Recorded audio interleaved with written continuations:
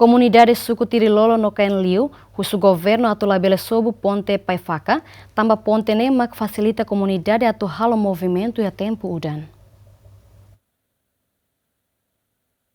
Comunidade suku Tirilolo no Caen Liu atau exigência banhira vice-ministro da infraestrutura, Ministério Obras Públicas, halau monitorização do projeto reabilitação estrada rural e posto administrativo Iliomar município Lauteng. E a ocasião comunidade o vice-ministro infraestrutura atulabele sob ponte Paifaca, nebeliga suku Caen Liu suku Tirilolo no Iliomar Vila, tamba ponte mak sai dalang único ba comunidade hodi halo movimento liu e a tempo udan. Tamba tuir desenho nebe makia, atu halo ia existir nebe makia. Mas be ohin itania serviço autoridade local, administrador posto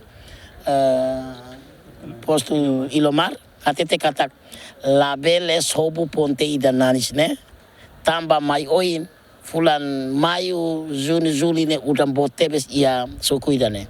Antau quando sobu idane ma companhia halo fali antau susar prato bele halo movimentação no comunidade e a suco idane ba vila.